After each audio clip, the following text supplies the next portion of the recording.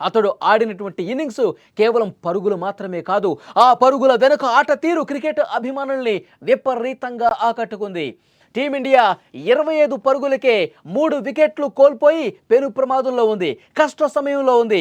ఆ టైంలో నేనున్నా, నేను ఆదుకుంటా మన టీమిండియాని, నేను కొట్టే షాట్లు ఏ విధంగా ఉంటాయో ఒక్కసారి చూడండి అన్నట్టుగా అతని ఆట తీరు కొనసాగింది. మెల్లగా ఆటను ప్రారంభించిన తిలక్ వర్మ వరుసగా 4లు 6లు కొడుతుంటే భారత అభిమానులు ఎంత ఎంజాయ్ చేశారంటే, అలా కొట్టు, ఆ షాట్ కొట్టు, అలా 4 కొట్టు, అలా 6 కొట్టు అంటూ విపరీతంగా అక్కడ స్టేడియంలోనే కాదు, యావత్ భారతావరి క్రికెట్ ఫ్యాన్స్ అందరూ కూడా ఎంజాయ్ చేస్తూ ఒక బూస్ట్ ఇచ్చినటువంటి పరిస్థితి ఉంది.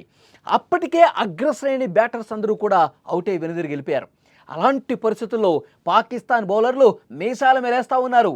అహంకారంతో పొగరుతో భారత బ్యాటర్స్ వైపు చూస్తున్నటువంటి సమయంలో వాళ్ళని అసలు లెక్క చేయకుండా, వాళ్ళు నాకు ఏకతో సమానం అన్నట్టుగా తిలక్ వర్మ నిలబడినటువంటి తీరు అద్భుతం, ప్రశంసనీయం. తన అద్భుతమైన పర్ఫార్మెన్స్తో, టెంపర్మెంట్తో పాకిస్తాన్ బౌలర్లకు చుక్కలు చూపించాడు, ముచ్చెమటలు పట్టించాడు. ముందుగా సంజు శాంసన్తో, ఆ తర్వాత దూబేతో కలిసి ఇన్నింగ్స్ని అద్భుతంగా మలిచాడు. అనవసరమైన షాట్లకు పోలేదు, వికెట్ను ఒకవైపు కాపాడుకుంటూ అడపాదడపా బౌండరీలతో స్కోర్ బోర్డును ముందుకు కదిలించాడు.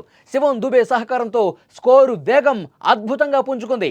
చివరి వరకు క్రీజులో నిలబడి కీలకమైన 69 నాటౌట్ పరుగులు చేసి మ్యాచ్ను గెలిపించేశాడు మన తిలక్ వర్మ, మన హైదరాబాదీ, మన తెలుగు కుర్రాడు. చివరి ఓవర్లో 6 బాల్స్లో 10 పరుగులు చేయాల్సినప్పుడు రెండో బంతిని అతను 6 కొట్టాడు చూడండి. ఆ 6 కొట్టినప్పుడు ఫ్యాన్స్ ఒక్కసారిగా పైకి లేచారు. ఆ 6 కొట్టినప్పుడు గౌతమ్ గంభీర్ ఎక్స్ప్రెషన్ ఒక్కసారి చూడాలి. ఎస్, ఇది కదా మనకు కావాల్సింది, ఈ మజా కదా మనకు కావాల్సిందే అన్నట్టుగా అతని హావభావాలు కనిపించాయి. మ్యాచ్కే ఇది హైలైట్ అని చెప్పాలి. ఈ ఒక్క షాట్తో, ఈ ఒక్క మెరుపు వేగంతో కొట్టినటువంటి షాట్తో పాకిస్తాన్ ఆశలన్నీ కూడా అడియాశలైపోయినాయి. గెలుపు ఆశలన్నీ కూడా కింద పాతరేశాడు. 53 బంతుల్లో 3 4లు 4 6లతో తిలక్ వర్మ ఆడిన ఇన్నింగ్స్ భారత విజయాన్ని సులభతరం చేసిందని చెప్పాలి.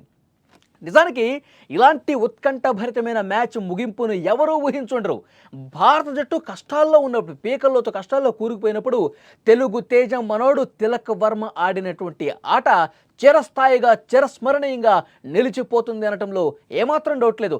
అస్సలు ఏమాత్రం ఒత్తిడిని కూడా పెట్టుకోకుండా, లెక్క చేయకుండా 53 బంతుల్లో 69 పరుగులు చేసి అద్భుతంగా ఆడేశాడు. పాక్కు ఓటమి తిలకం దిద్దాడు.